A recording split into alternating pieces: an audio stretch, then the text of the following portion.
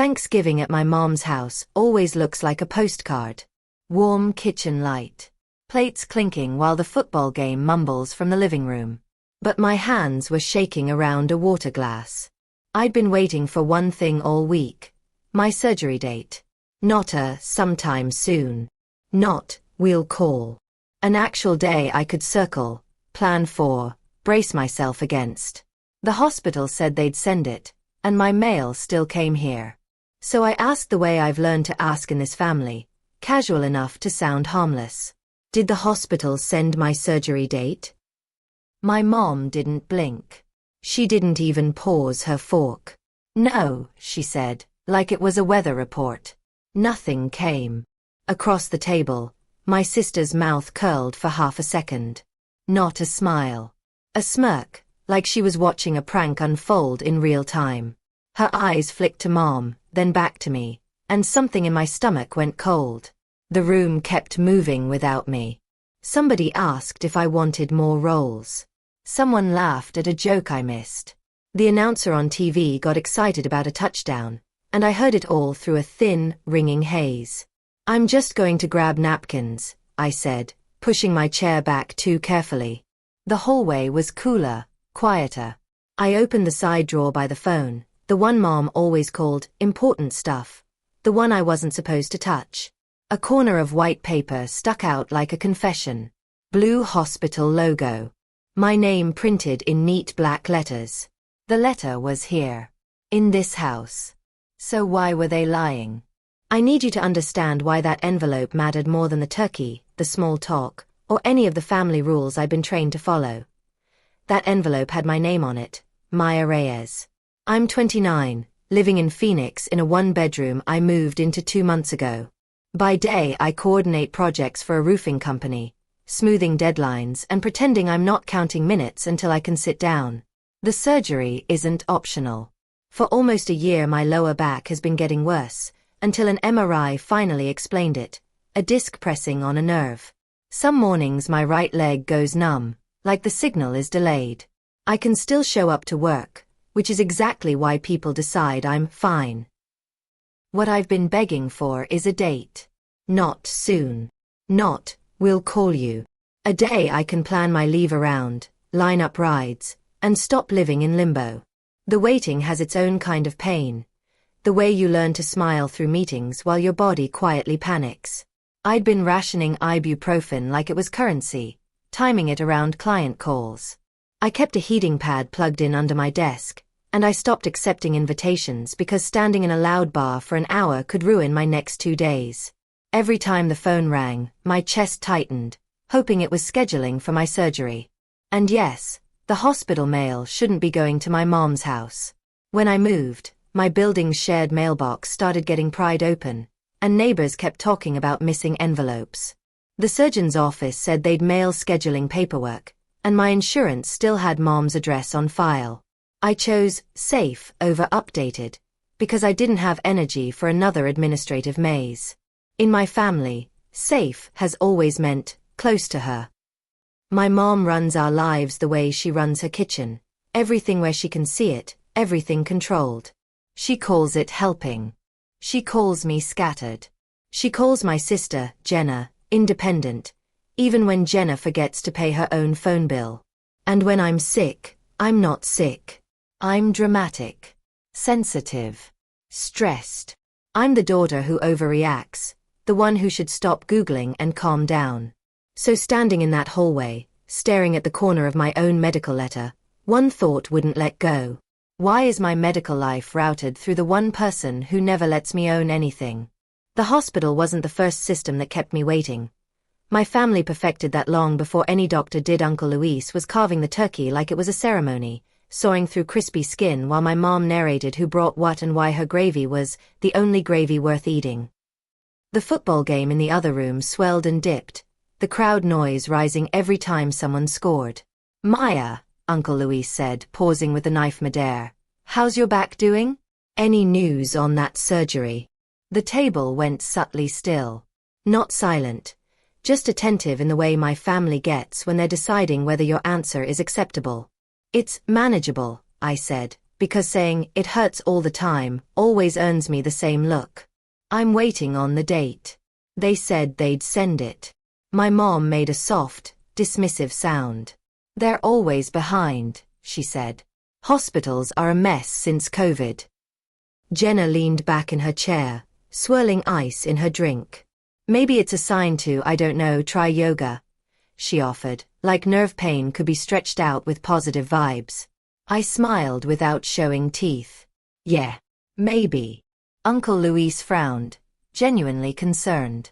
If you need anything, you tell me, okay? Before I could answer, my mom slid another spoonful of stuffing onto my plate without asking. She doesn't need anything, she said. She needs to stop working herself up. I felt the familiar squeeze in my chest.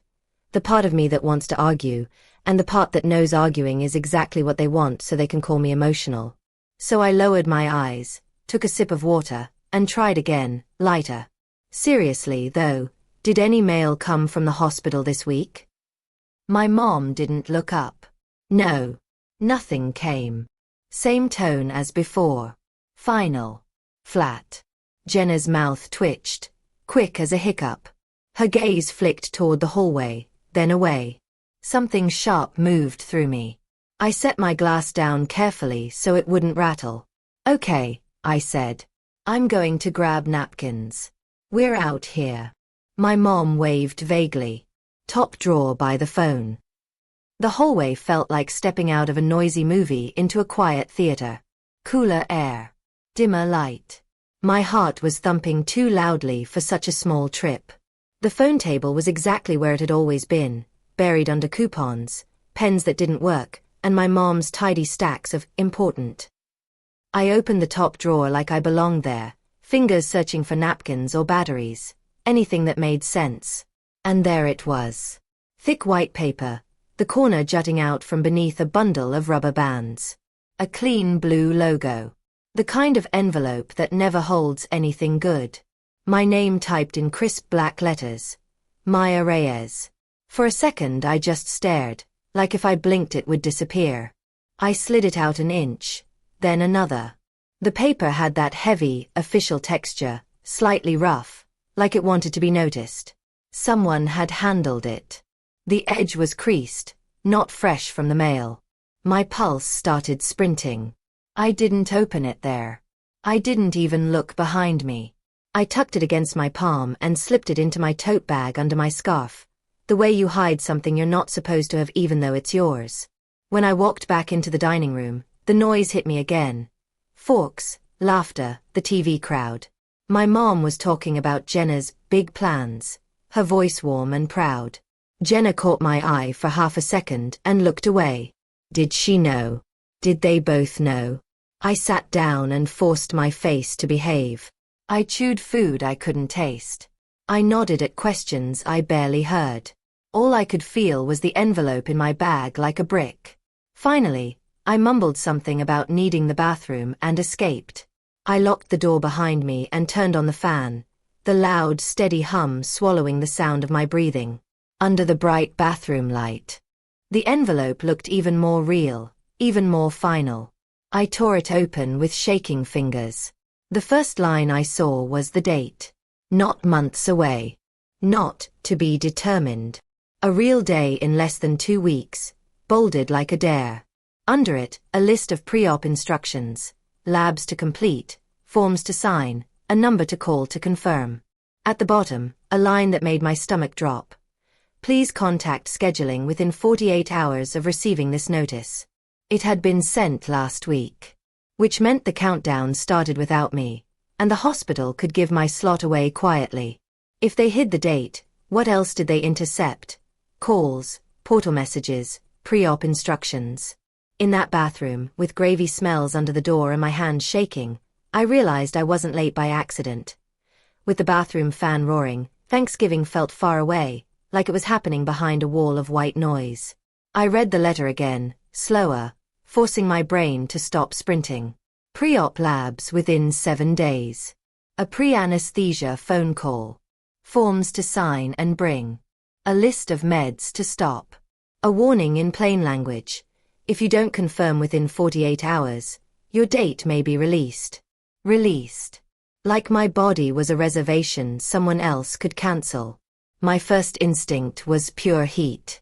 March back to the dining room, hold the paper up, and ask my mom, loud enough for every aunt and uncle to hear, why my surgery date was in her drawer. I could already see her face. Wide eyes, hand to chest, the soft little gasp she uses when she wants the room on her side. Then the second act would start, because it always does.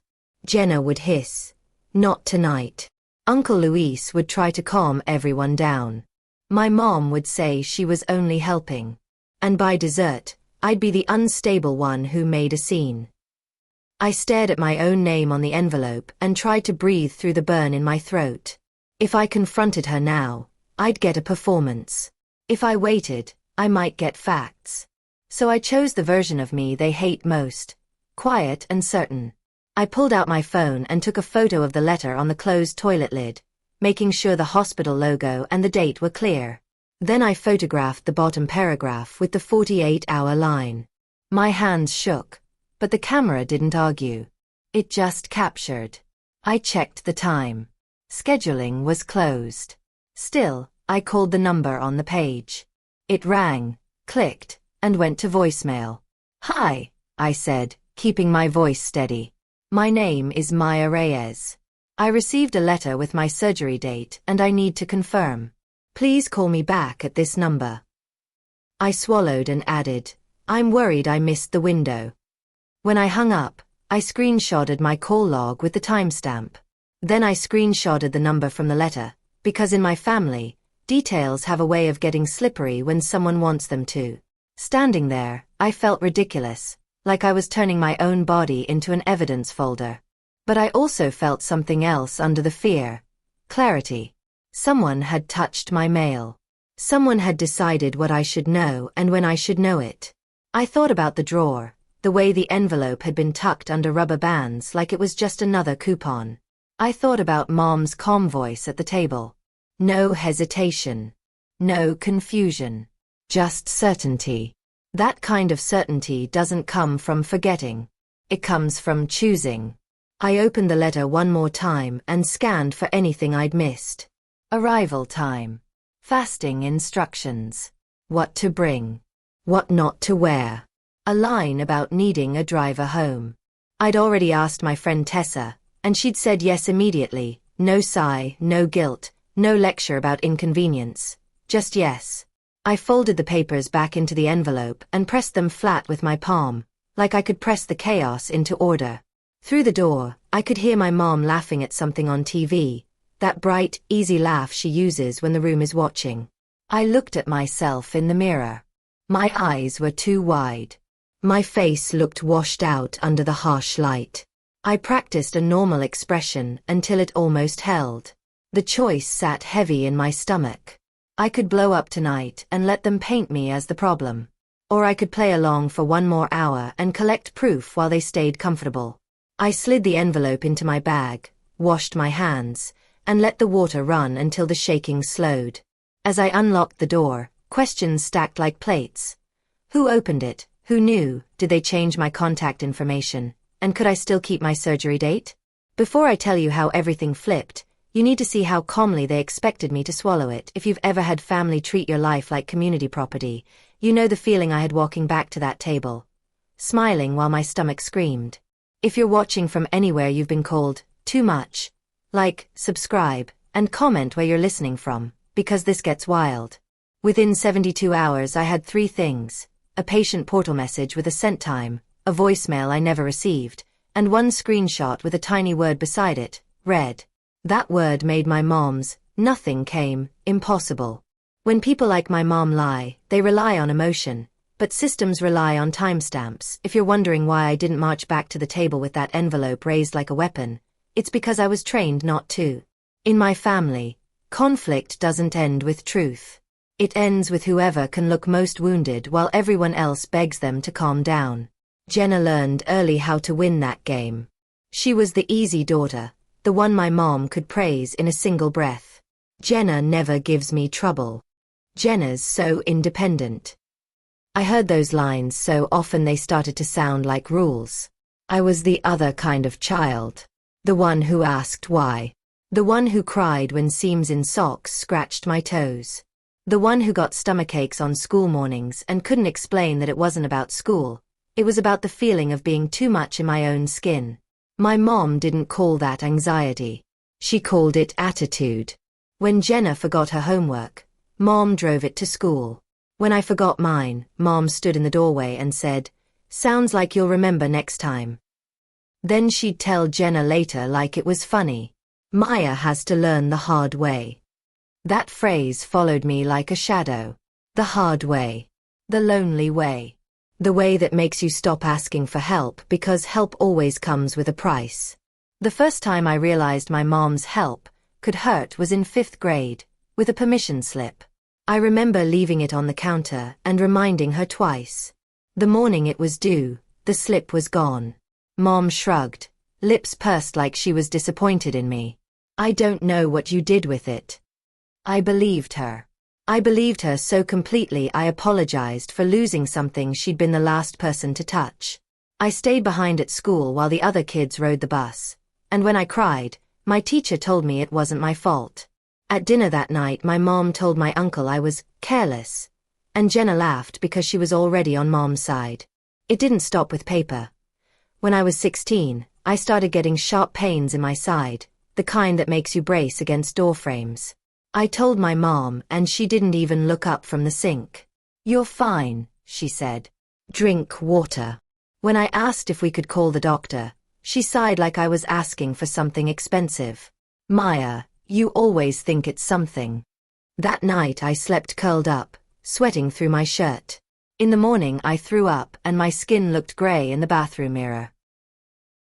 Only then did my mom snap into crisis mode, not because she believed me, but because now it was visible. At urgent care, the nurse asked why we waited. My mom didn't miss a beat. She didn't tell me it was that bad. I wanted to correct her. I wanted to say, "I did tell you. You just didn't accept it until it inconvenienced you to ignore it." Instead I lay back on the paper-covered exam table and stared at the ceiling tiles while my mom held my insurance card like proof she was a good parent. On the drive home she said, "See? You scared yourself for nothing, even though the doctor had warned us to watch for complications." That's how it went with everything. My feelings were wrong until a professional confirmed them, and even then my mom acted like she'd been the responsible one all along. By the time I moved out for college, I'd learned to keep my needs small. I'd learned to swallow words before they could become accusations. I'd learned to pre-apologize. "Sorry, I know you're busy." "Sorry, I'm probably overthinking." "Sorry, it's not a big deal." My mom loved that version of me. She called it maturity. But whenever I tried to take something for myself, she found a way to stand in the doorway. The summer I got my first real job offer, I came home holding the printed email like it was a golden ticket. I'd been interning and working nights, and when the manager offered me a full-time position, I felt, for the first time, like I could build a life that didn't revolve around my family's moods. I told my mom at dinner, expecting, stupidly, for her to be proud. She was, but not for me. She turned it into a story about her.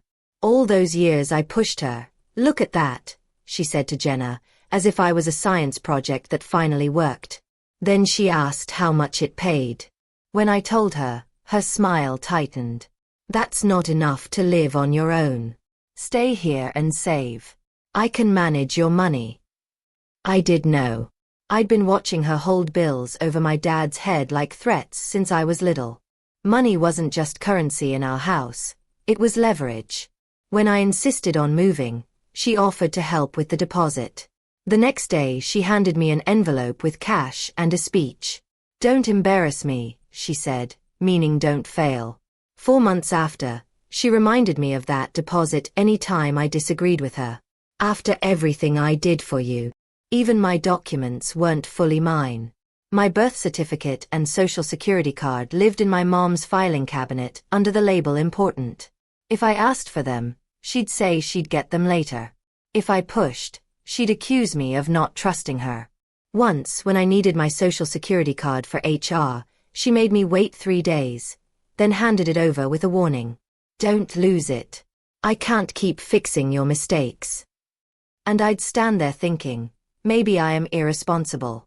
Maybe I do lose things. Maybe she's right to keep them. That's the trick. Gatekeepers don't slam doors. They offer to hold the key. She did it with keys, too.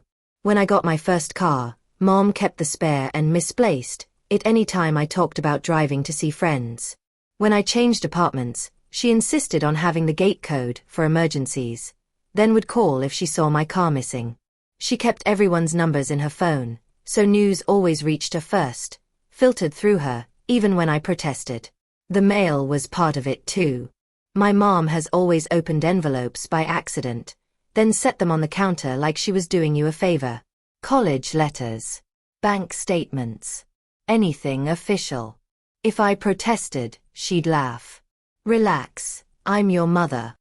Jenna never cared. Jenna liked being easy. So when Mom looked me in the eye at Thanksgiving and said, "No, nothing came," some part of me almost accepted it.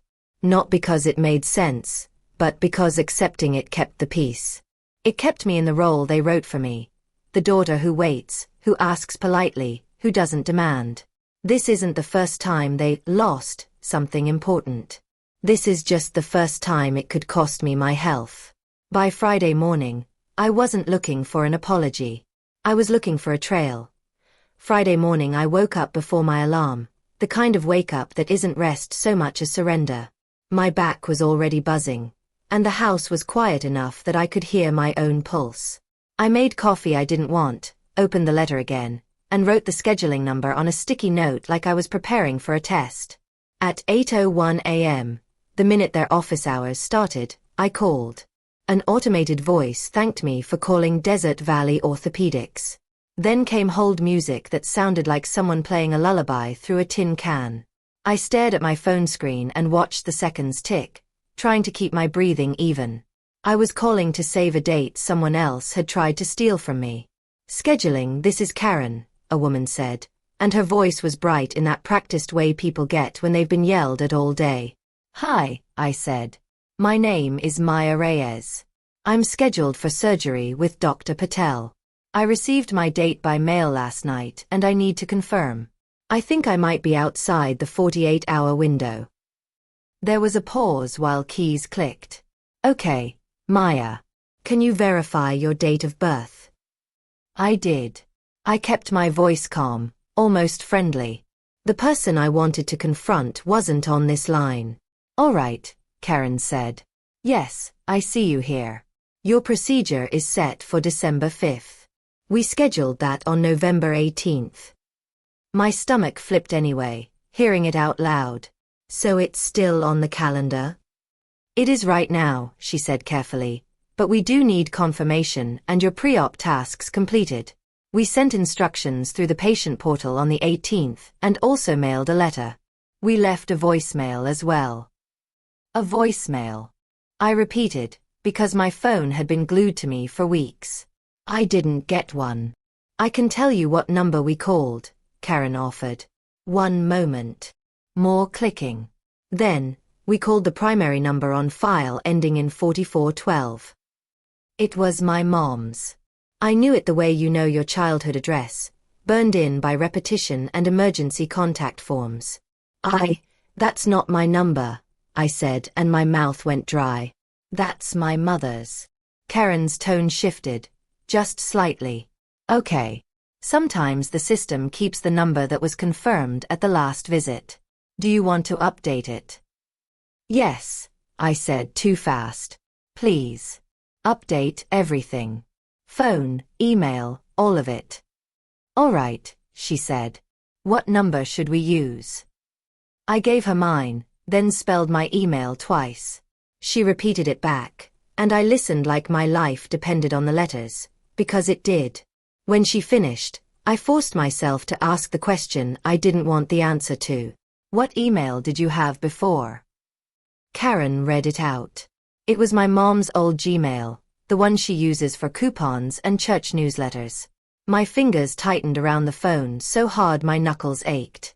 "So the portal message," I said slowly, It would have sent an alert to that email. It sends alerts based on preferences, she said, careful again. But the message itself would still be in your portal inbox. I swallowed. Can you tell me exactly what you sent and when? I can, Karen said. On November 18th at 3:42 p.m. We sent a message titled, Surgery Date Confirmed, with your date, arrival time, and the pre-op lab order. It also includes the number to call back. I grabbed my laptop with my free hand and logged into my patient portal, my heart thumping like I was breaking into my own house. When the inbox loaded, the message was there, sitting like it had been waiting for me all along. The timestamp matched what Karen said. I took a screenshot so fast my fingers fumbled, then took another, zoomed in on the date and time. Okay, I said, voice tight. I'm looking at it. Thank you. Is there anything else I need to do to keep the date? Yes, she said, relieved to return to procedure. You need labs within 7 days, and pre-anesthesia will call you. Also, you'll need someone to drive you home. I have that, I said, thinking of Tessa. But I need to make sure nobody else can access this account. Is there a proxy contact on file? Like someone who can see my messages? That's a good question, Karen said. I can't remove proxy access from scheduling, but I can transfer you to our portal support line. They can help you review who has access and reset your credentials. Please do, I said. While we waited for the transfer, Karen said, I'm also going to send you a new portal message right now confirming we updated your contact information, so you'll have it in writing. Thank you, I said, and I meant it. The line clicked, and I watched my inbox refresh. A new message appeared, contact information updated, sent at 8:17 a.m. I screenshotted that too, the timestamp glowing like a receipt from a register. Then Karen's voice came back, softer. One more thing, Maya. The message from the 18th. Our system shows it was opened. Opened by who? At that point, it wasn't about the envelope in the drawer.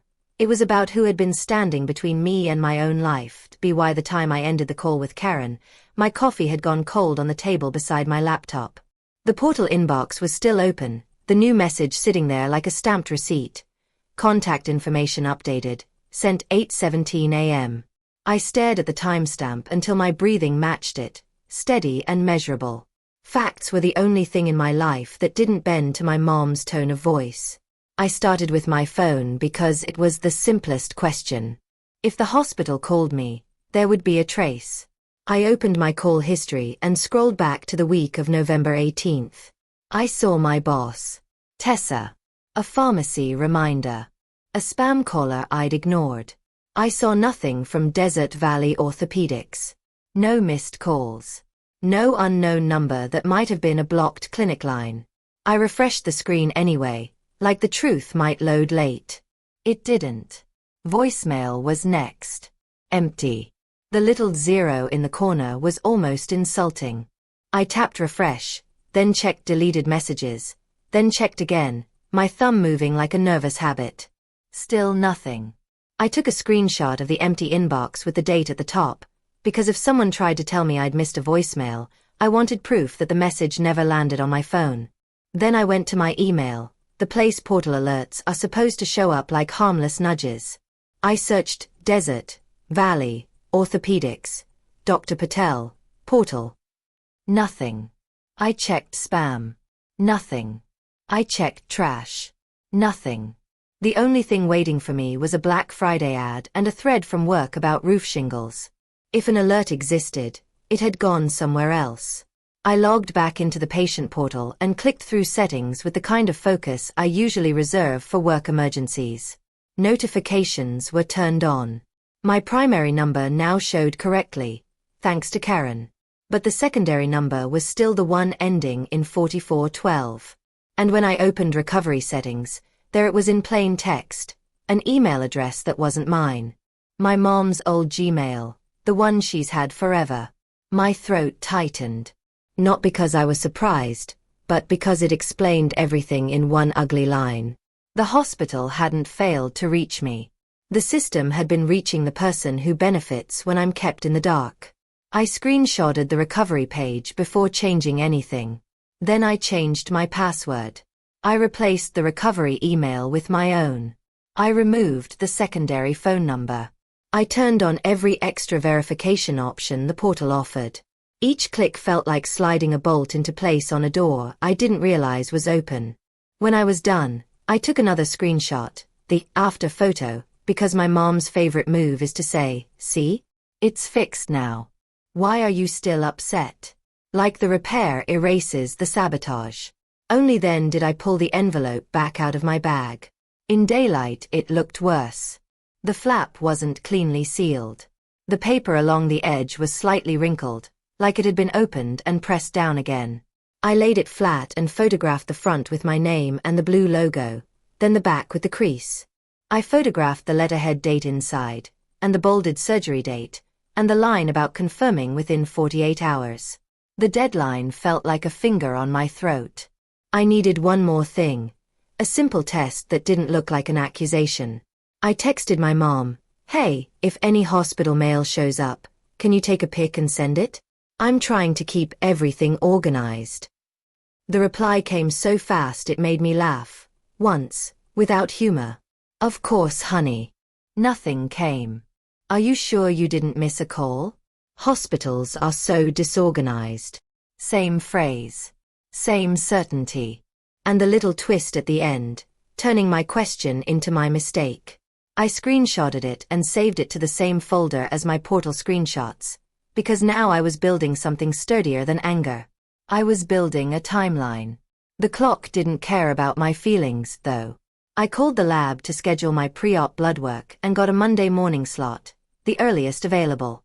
That meant I had a narrow window for results, a narrow window for pre-anesthesia to reach me, and a narrow window to keep December 5th from slipping away.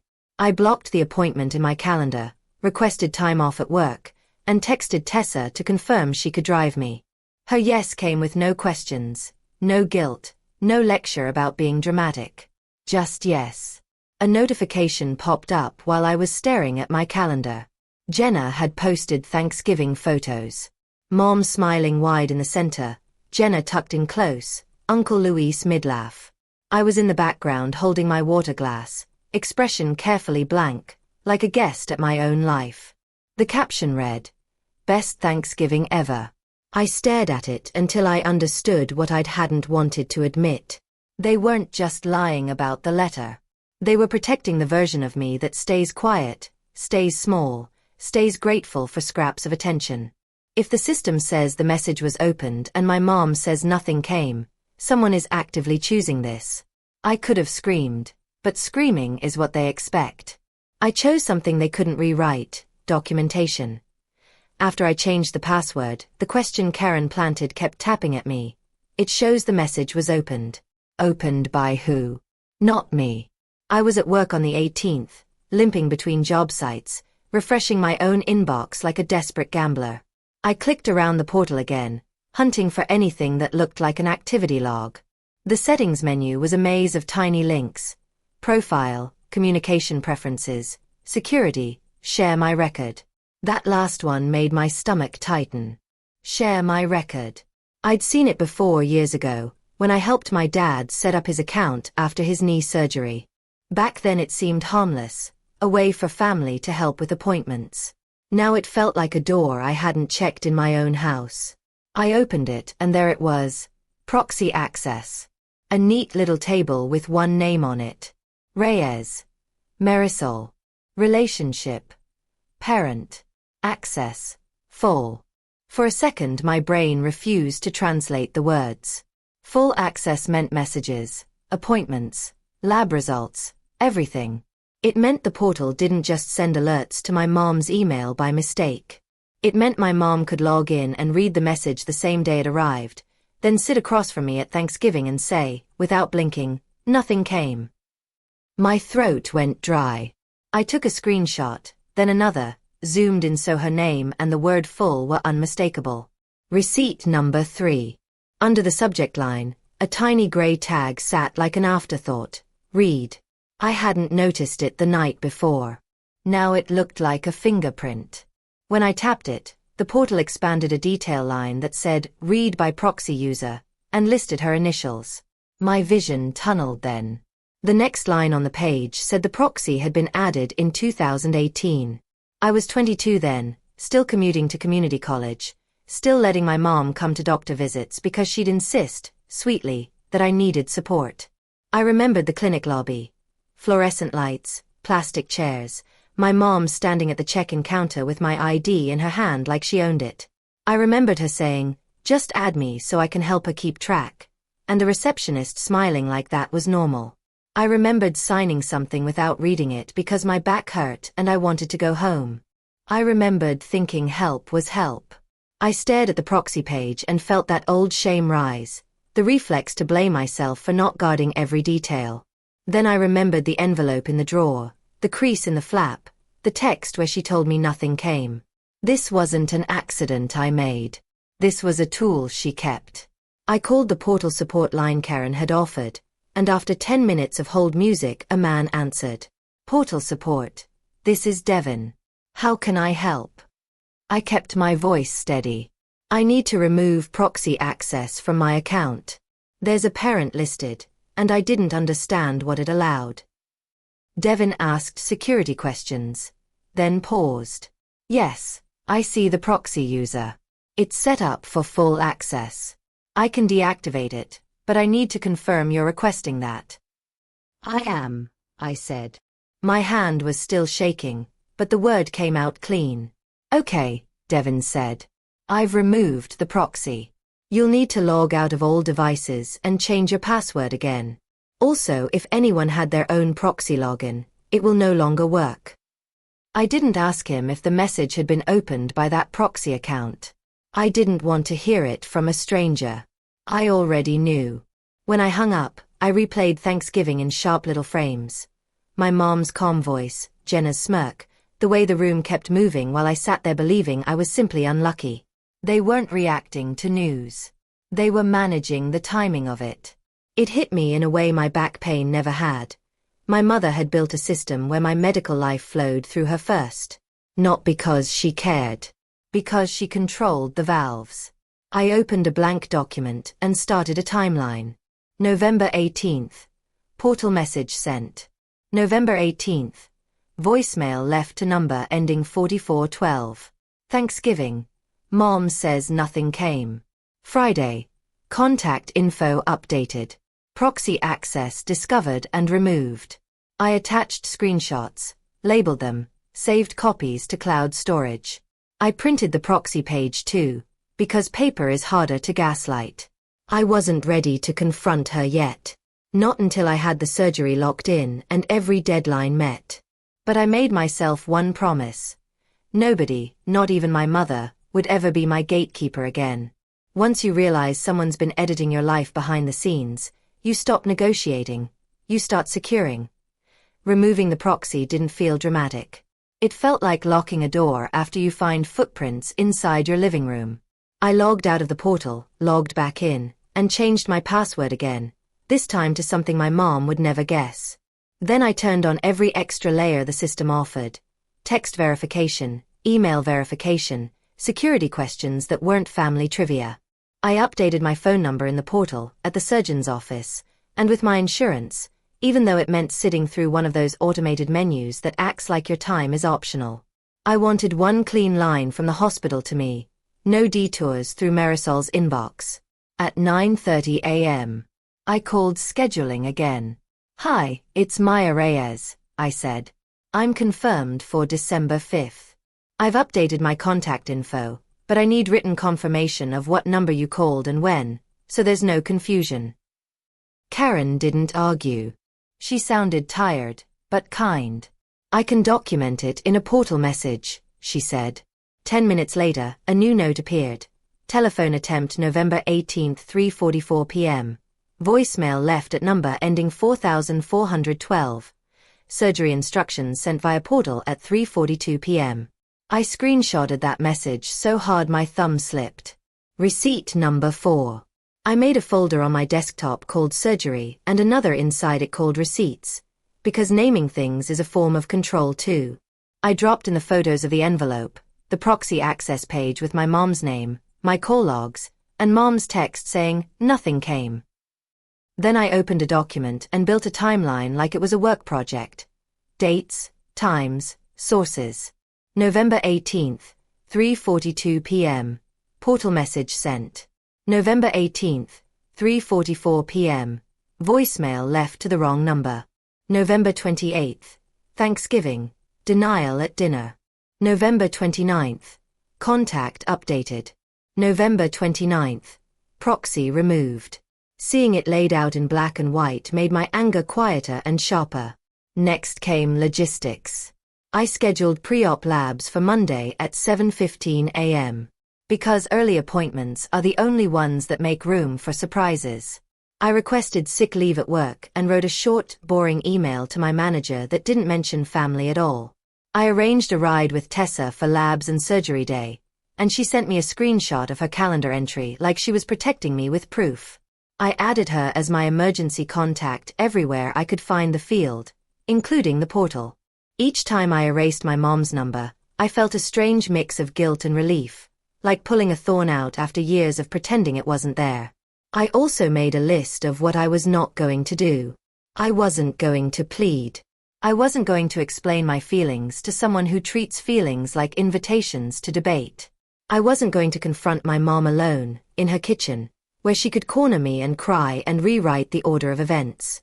And I wasn't going to let her help on surgery day by showing up at the hospital and charming the staff into giving her updates. If I needed support, I had it. If I needed a ride, I had it. If I needed someone to sit in a waiting room, I had it. What I didn't need was a gatekeeper. That weekend, while other people were eating leftovers and posting shopping hauls, I sat at my little kitchen table and did the work my family never taught me to do. Protect myself without asking permission. I changed my mailing address with every office that might send anything important. I turned on USPS informed delivery so I could see scanned images of incoming mail. I wrote down every number I called and every name I spoke to, because polite, controlled people still deserve to be believed. And then, late Sunday night, the sadness finally caught up. I stared at the timeline and felt grief in a place deeper than anger. Some part of me had genuinely thought that being sick would soften them, that pain would make my mom step out of her role long enough to be a mother instead of a manager. But the proxy access, the open message, the calm lie at the table, it wasn't that they forgot. It's that they had access. They had the date in their hands and chose to keep me waiting anyway. I closed my laptop and sat in the quiet, listening to my neighbor's TV through the wall and the hum of my fridge. They're about to learn the version of me who keeps records, I thought. And for the first time, that version didn't feel cold. It felt safe. Before Monday even arrived, I called the surgeon's office and asked who was listed as my emergency contact and who was authorized to receive updates. The nurse didn't sound surprised. "We can note your chart," she said. She added a line that said release information only to Maya Reyes, and she told me I could update the authorization form at pre-op. I printed the letter, the portal screenshots, and the new scheduling note and slid them into a cheap folder, like I was bringing a case to court. If anyone tried to cancel my slot, I wanted to be ready and backed it up to the cloud. By the time Thanksgiving leftovers were gone, I had something stronger than anger. I had a case. Monday came with the kind of sunrise that looks innocent from a car windshield, pink streaks over Phoenix, like the city was trying to be gentle with me. I drove to the lab with my heating pad still warm in my lap from the ride, and my folder of printouts in the passenger seat like a quiet passenger. The waiting room smelled like disinfectant and burnt coffee. A TV played morning news with the volume too low to follow. When the phlebotomist called my name, I stood too fast, nerve pain snapping down my leg, and I reminded myself, don't limp like a question mark. Get in, get it done, keep the date.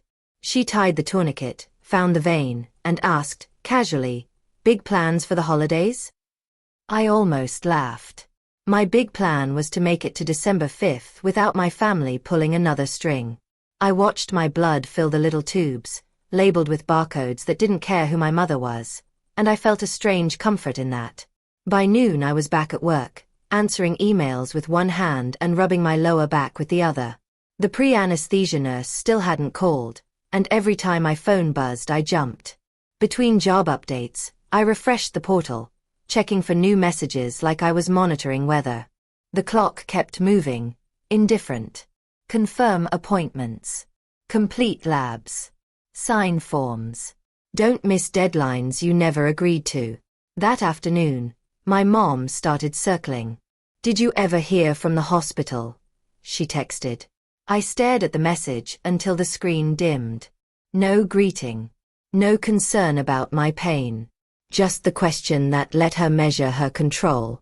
I waited 10 minutes before replying, because urgency is a drug in my family. Yes. I'm handling it, I wrote. Her answer arrived immediately. You should let me help. You get overwhelmed. I can call for you. There it was, dressed up like love. I screenshotted it and dropped it into my receipts folder. Then I turned my phone face down and tried to finish a project schedule while my heart beat like it was running from something. Jenna joined the chorus an hour later. Mom's really stressed, she wrote. Don't make this about you. She was just trying to help. Help, in Jenna's vocabulary, meant Mom getting first access to information and deciding when I deserved it. I pictured Jenna at Thanksgiving, that quick smirk, like she'd watched The Lie land perfectly. I screenshotted her message too. Over the next 2 days the pattern sharpened. Mom sent soft little jabs disguised as worry. Did they finally call? Are you sure you understood the instructions? You're so forgetful with paperwork. Every text was a brushstroke painting me as unreliable, her as the responsible adult. I stopped answering anything that wasn't yes or no. I saved everything. Wednesday night, the portal finally pinged. Pre-anesthesia call scheduled for Friday morning. Another timestamp. Another step. I exhaled so hard my shoulders hurt. The date was still mine, but it felt like holding a slippery bar of soap with someone's hands reaching in. I knew I couldn't wait until after surgery to confront them. If I did, they'd rewrite the story while I was groggy and recovering. And if I confronted them at Mom's house, she'd make sure the walls heard her version. So I set conditions. I texted Mom and Jenna in the same thread. I need to talk about the surgery letter. Tomorrow, 6 p.m. meet me at Uncle Louis's after work. Mom tried to dodge. Why involve your uncle? This is private. I didn't take the bait. Because I want witnesses, I almost wrote, but I kept it clean. Because it's important, I sent instead. Then I printed my screenshots. The proxy access page with Marisol Reyes, the scheduling note about the voicemail left to her number, the photo of the opened envelope, her text saying nothing came. I slid the stack into my folder and clipped it shut. They think this is still a conversation. I'm walking in with exhibits.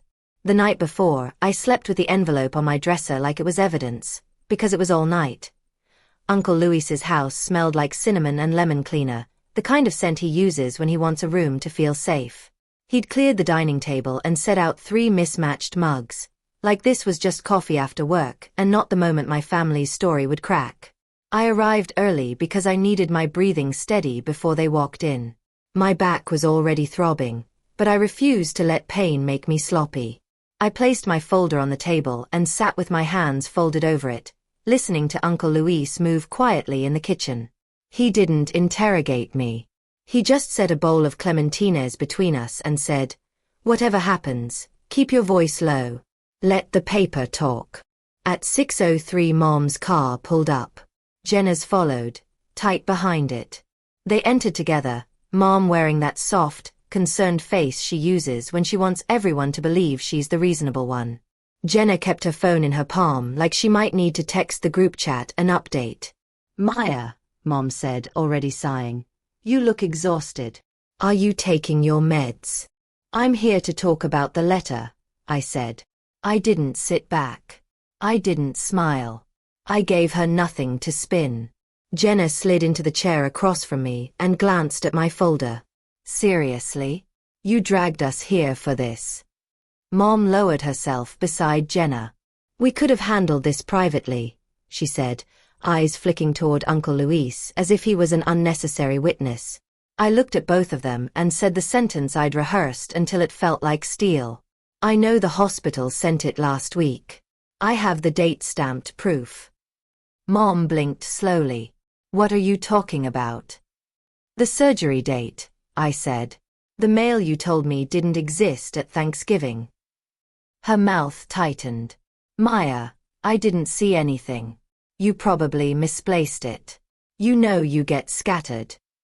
Jenna made a sharp laugh. This is why Mom gets stressed. You do this. You turn everything into drama. I nodded once, like I was acknowledging the weather. Then we'll do it with documents, I said. No yelling. No feelings debate. I opened the folder and slid the physical envelope onto the table. Receipt 1, I said. This letter is addressed to me. I found it in the side drawer by the phone.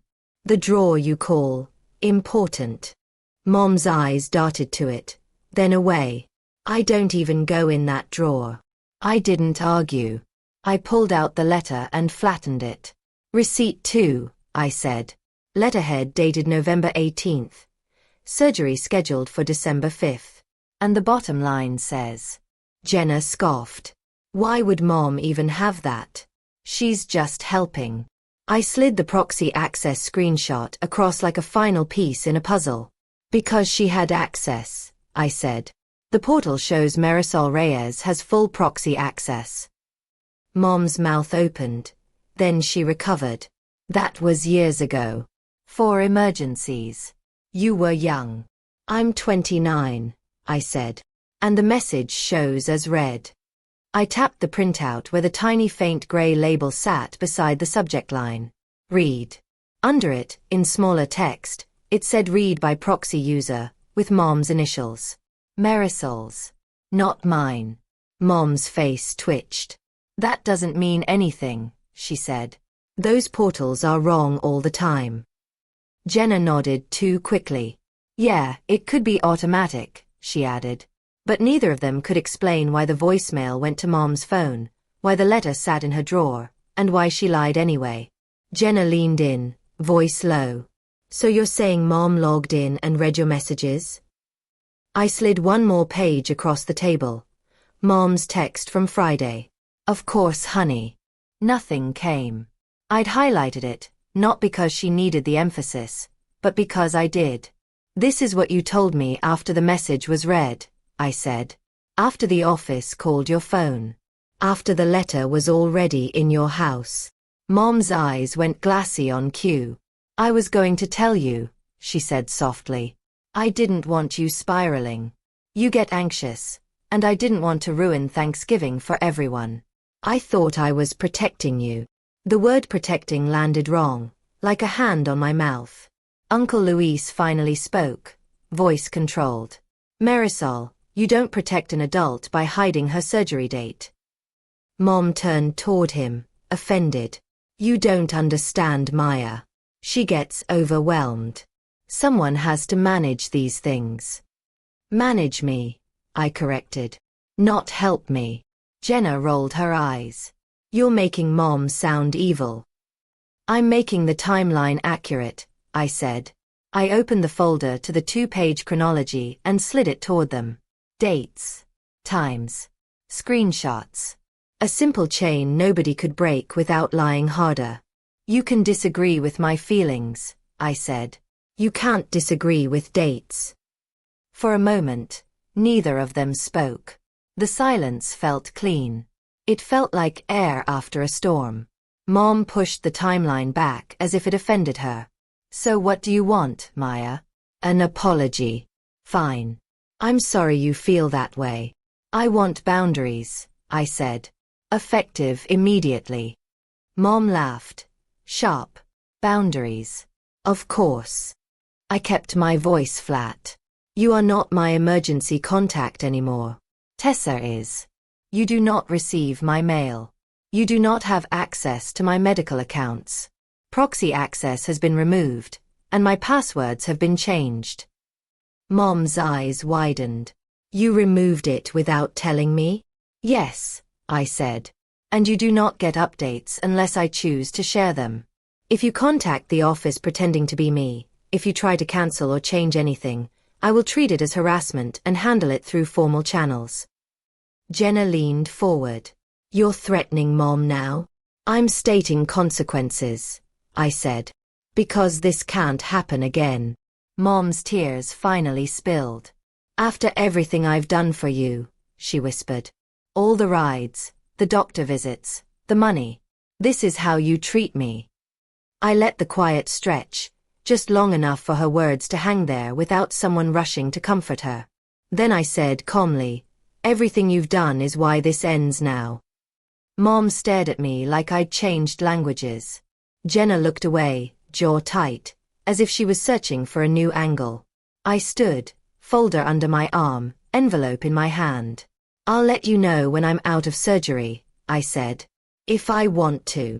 Then I walked out into the cool evening, chest tight but head clear. I didn't leave with an apology. I left with something better, access to my own life, restored. The next week moved like a checklist with teeth. Friday morning the pre-anesthesia nurse called while I was parked outside my site. Heat on, back pain flaring. She verified my medications, my allergies, my ride home, and my emergency contact. When she asked, who should we give updates to? I said, only me, and heard my own voice sound older, steadier. She noted it without fanfare. That was the point. By Monday my lab results were posted in the portal under my name and only my name. December 5th stayed on the schedule. Not because my mom respected me, but because I'd built guardrails she couldn't talk her way around. I mailed in the remaining forms, kept copies in my folder, and set reminders on my phone like my life depended on them. Then the backlash arrived. First it was a call from my Aunt Rosa that started with a sigh. Maya, your mom says you're having some kind of episode. She's worried you're not thinking clearly about this surgery. I didn't defend myself. I didn't bargain. I opened my timeline document, selected 3 pages, and forwarded them with one line. Here are the timestamps. I'm okay. Please don't relay messages between us. 5 minutes later Aunt Rosa texted back. I didn't realize. I'm sorry. She didn't say she'd confront my mom. She didn't need to. She stopped. Relatives went quiet. A cousin I barely talked to, Nico, messaged. That's messed up. If you need a ride or groceries after, I'm around. I stared at his text longer than I should have, not because it was huge, but because it was simple. No conditions. No guilt. Just support. My mom tried a few more times. She left a voicemail that sounded wounded and saintly. I only ever wanted to help, she said, like help had never come with strings. Jenna sent a jab. You're really going to cut Mom out right before Christmas? I screenshotted both, filed them away, and didn't reply. Instead I formalized everything. On Tuesday, Mom tested the boundary the way she always does, pretending it's a misunderstanding. She called my work line, then Tessa, then Uncle Luis, asking what time my pre-op appointment was, so I can sit with her. When I didn't answer, she called the surgeon's office and tried to confirm my arrival time. A portal message popped up from the nurse. We received an inquiry from a family member. Per your chart, we can't release details to anyone not listed. Please call if you have questions. I saved that message too, and felt the ground shift, even for once, without me begging. I filed a change of address and set up mail forwarding so nothing important could land in Marisol's drawer again. I kept USPS informed delivery on, and I stopped using safe as a synonym for my mother's house. I updated my emergency contact at work, with my pharmacy, and on every intake form I touched. I double-checked the hospital's release of information form at my pre-op appointment and made the nurse print me a copy for my folder. I started an information diet. No more casual updates in family group chats. No more answering, how's the surgery stuff? With anything beyond, handled. The weird part was the quiet afterward. Without the constant pressure to be understood, I could actually feel what I'd been carrying. My mom's help wasn't a gift. It was a leash, and I'd been thanking her for holding it. And once I stopped trying to be understood by them, I finally had room to heal, and the night before surgery proved it. Morning after surgery, the world felt padded. Sunlight leaked through my blinds in thin stripes, and for the first time in months my leg wasn't screaming when I shifted. The hospital wristband was gone, replaced by clean sheets and a glass of water on my nightstand. My phone sat beside it, face up, quiet. No missed calls from Marisol. No frantic group texts. Just a single message from Tessa: "I'm outside whenever you're ready." That silence was the victory. I could finally breathe without checking drawers, without second-guessing my memory, without waiting for permission to take care of myself again. I didn't win by humiliating my mom. I won by removing the leverage. The one boundary that changed everything was simple. I stopped routing my life through people who needed access to love me. The minute I took back my portals, my mail, my emergency contact, my story stopped being editable. Mom still tells relatives she was just helping. Jenna still acts like I'm punishing them. I don't argue. I don't explain. I let the timestamps exist, and I let my no be complete. A week later, a coworker mentioned her dad kept forgetting to tell her about follow-up appointments. She laughed like it's normal. I didn't laugh. I showed her how to turn on two-factor authentication, how to remove proxy access, and how to ask a clinic to note release information to patient only. Watching her shoulders drop felt like paying forward oxygen. Love that requires control isn't love. Boundaries aren't revenge. They're safety rails, especially when your body is already fighting. So I'll ask you, if someone hid something medical from you for your own good, would you forgive them or cut access permanently? Because the scariest part wasn't the surgery date, it was realizing who wanted me powerless.